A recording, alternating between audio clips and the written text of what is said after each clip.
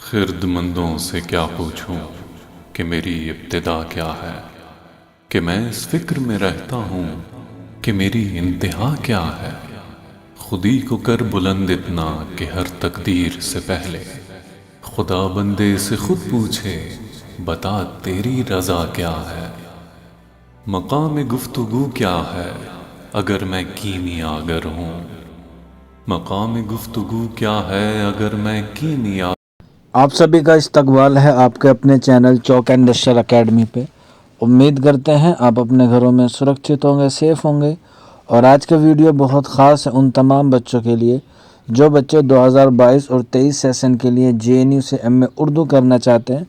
تو جیسے کہ آپ کو پتہ ہے کہ ہم لوگ کافی اردو کے تعلق سے آپ کے لیے ویڈیوز پرووائڈ کراتے ہیں، اور اسی کے ساتھ ساتھ آپ کو لیکچر پرووائڈ کراتے ہیں یوٹیوب چینل پہ بھی، اور ہمارے ایپ پر بھی ہماری کلاسز جو ہیں وہ کنٹینیو چل رہی ہیں JNU کے ایم اے اردو کے تعلق سے۔ تو آپ نے دیکھا اس ویڈیو کے شروع میں جو کافی بچے کے فوٹوز تھے، ان بچوں کا جو سلیکشن ہوا ہے گزشتہ سال 2021 اور 22 کے سیشن میں۔ تو جو بچے آنے والے وقت کے لیے تیاری کرنا چاہتے ہیں JNU ایم اے اردو کے لیے، تو ان کے لیے آج کا ویڈیو بہت خاص ہے، کیونکہ آج میں آپ کو بتاؤں گا کہ آپ کو کن کن ٹاپک پہ جو ہے وہ پڑھنا ہے تاکہ آپ کا بھی سلیکشن JNU میں ہو جائے ایم اے اردو میں۔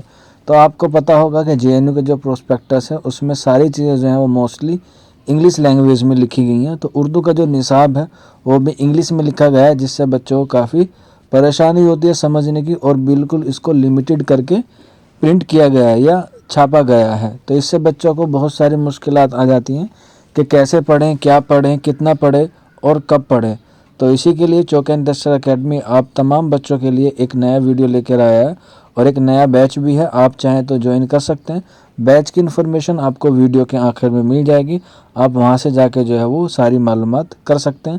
ابھی آپ دیکھ لیجئے آپ کے موبائل کی اسکرین پر یا آپ کے لیپ ٹاپ کی اسکرین پر جو نصاب ہے وہ JNU کے ایم اے اردو کا نصاب ہے۔ اس میں آپ کو کیا کیا چیزیں پڑھنی ہے وہ میں آپ کو بتا دیتا ہوں۔ پہلے اس میں آپ دیکھ لیجئے کہ آپ ابھی جو ہوں گے وہ فائنل ایئر میں ہوں گے، کسی بھی سینٹرل یونیورسٹیز میں ہو یا اسٹیٹ یونیورسٹیز میں ہو، تو جو گریجویشن کا آپ کا نصاب ہوگا، اب چاہے BA اردو کی بات کریں یا BA پروگرام کی بات کریں، تو آپ کا جو اردو کا نصاب ہوگا وہ اس کے لیے سفیشینٹ ہوگا، اسی کو آپ جو ہے وہ اور اچھے سے یعنی کہ ڈیپلی جا کے اسے پڑھ لیجئے۔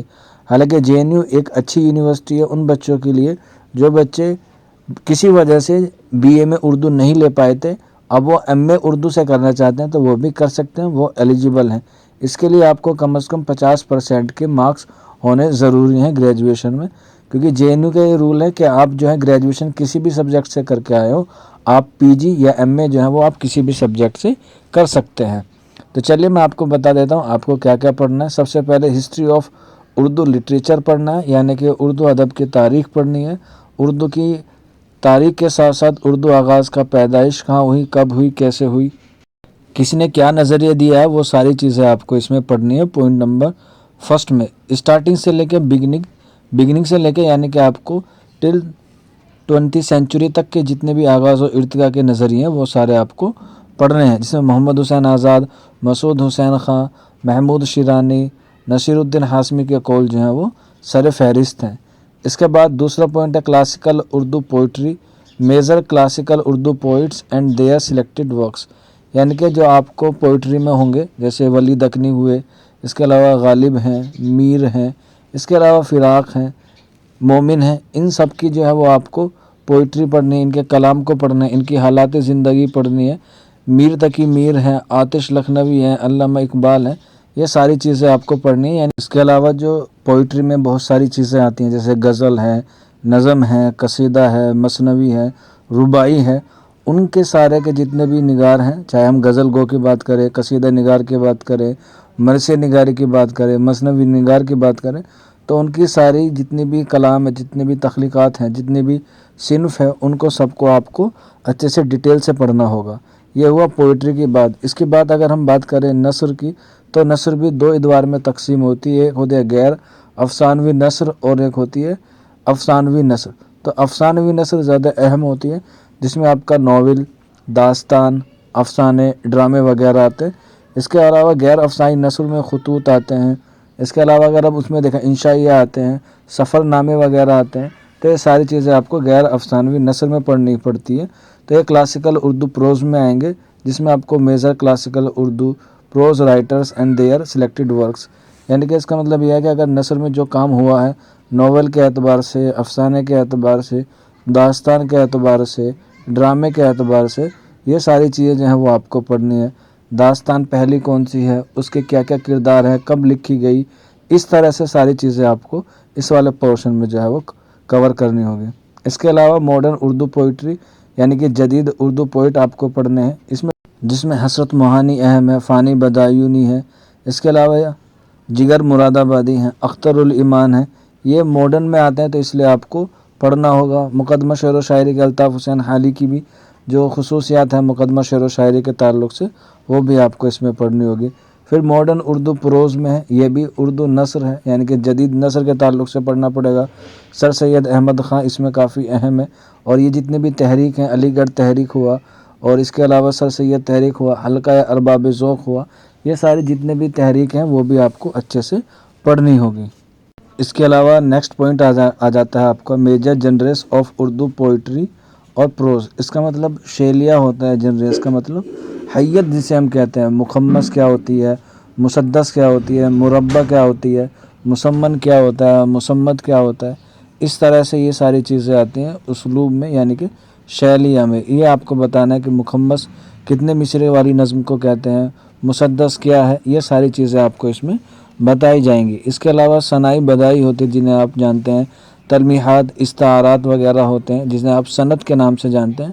تو سند والی جو پورشن ہے وہ بھی آپ کو اس والے پورشن میں کلیکٹ کرنا ہوگا. لگ بھگ 19 صنعتیں ہوتی ہیں جن کے تعلق سے اگزام میں سوالات بنتے ہیں. تلمی ہوتا ہے، تضاد ہوتا ہے، لف و نثر ہوتا ہے، استعارہ ہوتا ہے، مجاز مرسل ہوتا ہے، کنایہ ہوتا ہے.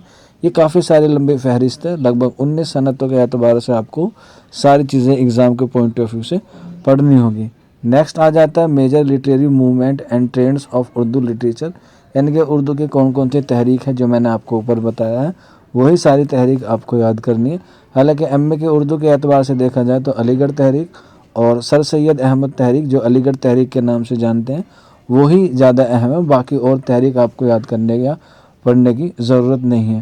اس کے علاوہ بہت ساری چیزیں ہیں جیسے کرٹیسزم آ جاتا ہے، تنقید نگار بھی آپ کو پڑھنے ہیں. احتسام حسین صاحب ہیں، محمد حسن ہے، شمس الرحمن فاروق ہیں، کلیم الدین احمد ہے. تو یہ جو نصاب ہے وہ بہت مختصر ہے. اس کے علاوہ بھی اردو کا جو نصاب ہے وہ بہت طویل ہے. تو جو آپ کے نصاب ہے ایم اے اردو کا جے این یو کا according to J N U prospectus, وہ صرف اتنا ہی ہے، اس سے زیادہ نہیں ہے. اسی لیے آپ لوگ اور اچھے سے ڈیپلی جاننا چاہتے ہیں اس نصاب کو تو آپ جو ہے وہ ہمارے بیچ سے جڑ سکتے ہیں. آپ کو اس کی جو انفارمیشن ہے وہ ابھی میں آپ کو بتا دیتا ہوں. یہ جے این یو کے ایم اے اردو کے لیے جو بیچ ہے وہ ہمارا 21 فروری سے اسٹارٹ ہے، اور اس میں آپ دیکھ سکتے ہیں یہ بچہ ہے ہینا پروین کے نام سے، بہار سے بلونگ کرتی ہے یہ بچی.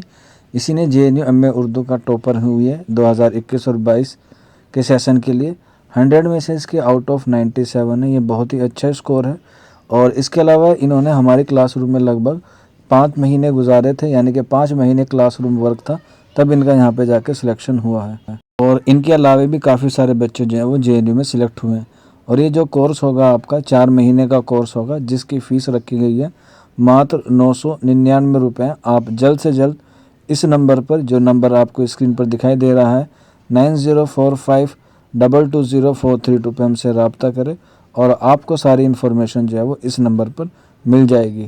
اگر کوئی ڈاؤٹ ہے یا کوئی کوئری ہے تو آپ نیچے کمنٹ باکس میں پوچھ سکتے ہیں. تو ملتے ہیں آپ لوگوں سے جلدی. شکریہ.